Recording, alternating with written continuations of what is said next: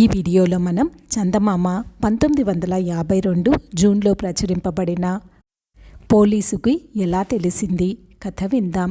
చెన్నపట్టణం షావుకారుపేటలో కరణ్చంద్ కబీర్ అనే వజ్రాల వర్తకుడు కొన్ని లక్షలు ఆర్జించాడు. ఒక రోజున కబీరుకు ఒక ఉత్తరం వచ్చింది. ప్రియమైన కరణ్చంద్, నేను నిన్న ఉదయమే మద్రాసు వచ్చాను. చెంగప్ప నాయకరు వీధి 127వ నంబర్ ఇంటిలో దిగాను. మీ ఇంటికి రాక ఎక్కడో దిగడమేమిటి అని నీకు నా మీద కోపం రావచ్చు. కానీ నేను వచ్చిన పని ఈ వీధి వాళ్లతోనే గనుక ఇక్కడ మకాం చేయవలసి వచ్చింది. నిన్ననే వచ్చి నిన్ను చూద్దామనుకున్నాను, కానీ నాకు జ్వరం తగిలి ఎక్కడికి కదలలేకుండా ఉన్నాను. ఒక మాట వెంటనే వచ్చి చూసి వెళ్ళు. కే సోహనాలు అని ఉన్నది అందులో. ఈ ఉత్తరం చదువుకున్న కబీరుకి తన బాల్య స్నేహితుడైన సోహనలాలు వచ్చాడన్న సంతోషం, అయితే జ్వరంలో ఉన్నాడన్న విచారం అతన్ని తీసుకొచ్చి తన భవనంలో ఉంచి మందు ఇప్పించాలన్న ఆదుర్ద అన్నీ ఒక్క మాటుగా కలిగాయి. అతడి వెంటనే మోటార్ మీద బయలుదేరి సొంతంగానే డ్రైవ్ చేసుకుంటూ చెంగప్ప నాయకరు వీధి ఎక్కడున్నదో అని వెతుక్కుంటూ వెళ్ళాడు.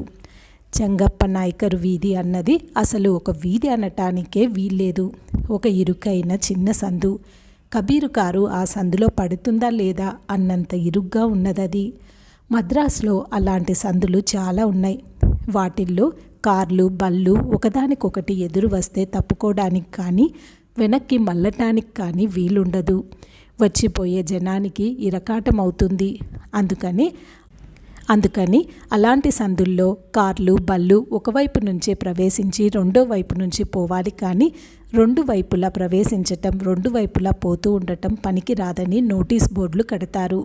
ప్రవేశించకూడదు అన్న బోర్డు చెంగప్ప నాయకరు వీధిలో ఆ మోగిని ఉంది. కానీ కబీరు తన హడావుల్లో దాన్ని గమనించకుండానే కారును ఆ మోగిలో నుంచి పోనిచ్చాడు. తలుపు నంబర్లు చూసుకుంటూ మెల్లగా నడుపుకుంటూ వచ్చి 127 నంబర్ గుమ్మానికి ముందుగా కారాపి గుమ్మం ఎక్కి లోపలికి వెళ్ళాడు. నీలి అద్దాల కళ్ళజోడు ధరించిన పొడుగాటి మనిషి ఒక ఆయన ఎదురు వచ్చి, దయచేయండి కబీర్ గారు అంటూ లోపలికి తీసుకెళ్లాడు. ఆ మనిషి వెనకాలే వెళ్ళి వాడు చూపించిన ఒక కుర్చీలో కూర్చున్నాడు. ఆ మనిషి తలుపు గడియ బిగించి వచ్చి కబీరుకు ఎదురుగా ఉన్న రెండో కుర్చీ మీద కూర్చున్నాడు. ఏడి సోహనలాలు ఎక్కడున్నాడు, జ్వరం ఎలా ఉంది అని అడిగాడు కబీరు. ఆ మనిషి విషపు నవ్వు నవ్వి, నేనే ఆ సోహనలాలుని, నాకే ఆ జ్వరం వస్తా, మిమ్మల్ని ఇక్కడికి రప్పించటానికే ఆ జ్వరం వచ్చింది అన్నాడు. కబీరుకి ఆశ్చర్యం వేసింది, అనుమానము కలిగింది. లాహోర్లో చిన్నప్పుడు నన్ను ఎరిగి ఉన్న సోహనలాలు వచ్చి ఆ ఉత్తరం రాశాడనుకున్నాను అన్నాడు. మీ లాహోరు స్నేహితుని నేను బాగా ఎరుగుదును. ఆయన దస్తూరి కూడా నాకు తెలుసు. అందుచేతనే ఆ ఉత్తరాన్ని మీకు ఆయన రాసినట్టు రాయగలిగాను అన్నాడు సోహనలాల్. ఎలా ఎరుగుదువు?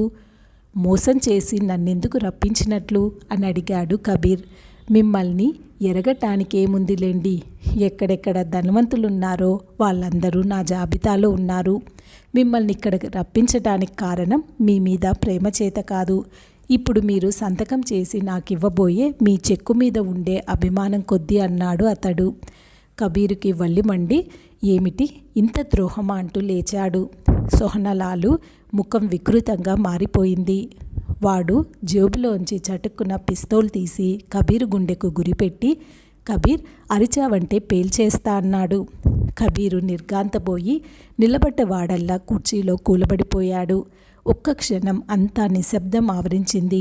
కపట సోహన్లాల్ ముఖం మళ్ళీ మామూలు విషపు నవ్వుతో వికసించి వాడు మెల్లగా, కబీర్ గారు, మీరు వృధాగా కాలయాపన చేయక ఆ చెక్కు ఎంత త్వరగా సంతకం చేస్తే అంత మంచిది. కాసేపట్లో మా రంగోజీ వస్తాడు. వాడా చెక్కు బ్యాంకుకు తీసుకుపోయి మార్చి సొమ్ము తీసుకుంటాడు.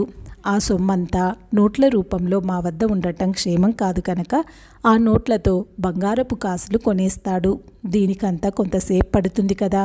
సొమ్ము బంగారంగా మారే వరకు మీరిక్కడనే ఉండిపోవాలి. మీరు త్వరగా విడుదల అవ్వాలి అంటే కాలయాపన చేయక ఆ చెక్కు రాసి ఇవ్వండి అన్నాడు. నేను నా చెక్కు బుక్కు నీకోసమని కూడా తెచ్చానా మరి అన్నాడు కబీరు. కపట సోహనలాలు మళ్ళీ ఒక మాట విషపు నవ్వి ఆ జాగ్రత్త నేను పడ్డానులేండి. మీ ఆఫీస్లో నా మనిషిని ఒకరిని నౌకరీ ప్రవేశపెట్టించాను. మీ చెక్కు బుక్కును వాడి చేత మీ కోటు జోబులో పెట్టించాను. మీరు ఆఫీస్కు వెళ్ళటంతోనే కోటు తీసి కొయ్యకు తగిలించి ముఖం కడుక్కోవడానికి మరో గదిలోకి వెళ్ళటం మామూలని మాకు తెలుసు. ఆ సమయంలో ఆ ప్రొద్దుట చెక్కు బుక్కు మీ జేబులోకి వచ్చేసింది అన్నాడు. కబీరు జేబు తడుముకొనేటప్పటికీ చెక్కు బుక్కు చేతికి తగిలింది.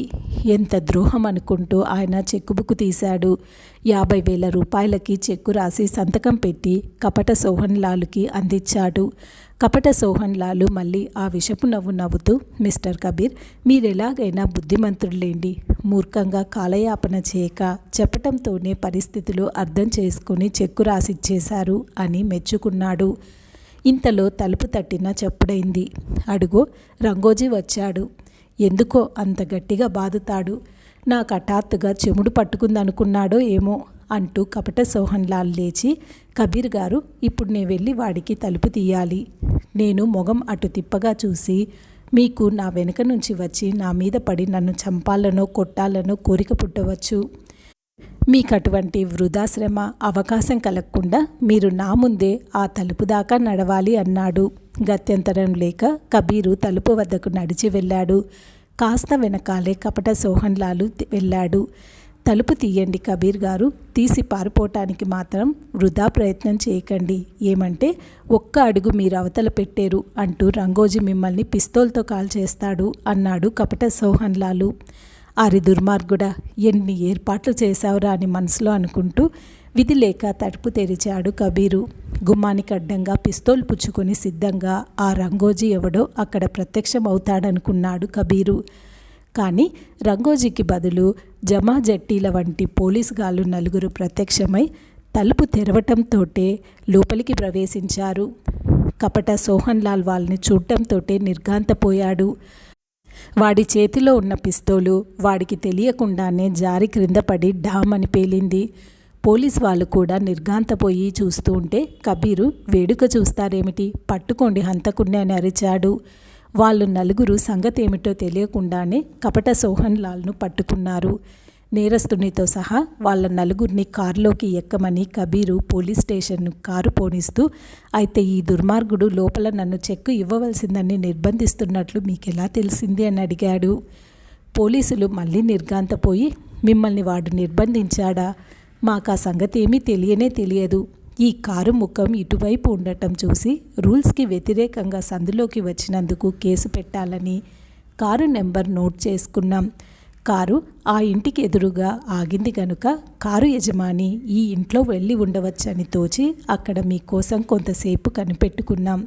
దారిన వచ్చి ఎవడో ఆ గుమ్మం ఎక్కబోయాడు, కానీ ఎందుచేతనో వచ్చిన దారినే వెళ్ళిపోయాడు. ఆయన ఆపి, ఎవరిది ఈ ఇల్లు, ఈ కారెవరిది అని అడిగాం. కానీ ఆయన నాకు తెలీదు, నేను ఒక గుమ్మం ఎక్కబోయి ఒక గుమ్మం ఎక్కాను అంటూ చక్కా పోయాడు. మేము ప్రాణం విసిగి కారు యజమాని ఎవరో తెలుసుకొని పేరు రాసుకుపోవటం కోసం ఈ తలుపు తట్టాం. వీడు మిమ్మల్ని చూసి వెలవెలా పోవటం, పిస్తోలు కింద పడి పేలటం, మీరు వీన్ని పట్టుకోమంటే మేము పట్టుకోవడం జరిగిందే, కానీ అసలు సంగతి ఏంటో మాకు మీరు చెప్పేదాకా తెలీదు అన్నారు. కబీర్ అంతా విని కపట సోహన్లాల్ కేసి చూసి, చూసావా, నువ్వెంతో కట్టుదిట్టమైన వ్యూహం పన్నావనుకుంటే చివరికి నీ పాపం ఎలా పండిందో. ఆ బోర్డు చూసుకోకుండా సందును అమోఘం నుంచి ప్రవేశించి నేను నేరం చేస్తే ఆ నేరం నన్ను నీ చేతుల్లోంచి రక్షించింది. దేవుడి చర్యలు ఎంత చిత్రంగా ఉంటాయన్నాడు. తరువాత కబీరు పోలీసులతో, ఆ గుమ్మం ఎక్కపోయి మిమ్మల్ని చూసి తప్పించుకుపోయిన వాడు బహుశా వీడి స్నేహితుడు రంగోజీ అయి ఉంటాడు. వాణ్ణి మీరు చూసే ఉన్నారు కనుక వెతికి పెట్టండి అంటూ పోలీస్ స్టేషన్ దగ్గర కారు ఆపి కపట సోహన్లాల్కి లాకప్లో పెట్టించి వెళ్ళిపోయాడు. తరువాత పోలీస్ వాళ్ళు రంగోజీని కూడా పట్టారు. కపట సోహన్లాల్తో లాలోచి అయ్యి కబీరు జేబులో ఆయనకు తెలియకుండా చెక్కుబుక్కు పెట్టినవాడు పట్టుబడ్డాడు. ముగ్గురు కూడా పాత నేరగాళ్లే అని తేలింది. ముగ్గురికి కఠిన శిక్షలు పడినాయి. ఈ కథ ఇంతటితో సమాప్తం. ఈ వీడియో మీకు నచ్చినట్లయితే దయచేసి ఈ ఛానల్ని సబ్స్క్రైబ్ చేసుకొని ఈ వీడియోని లైక్ చేయండి. ధన్యవాదం.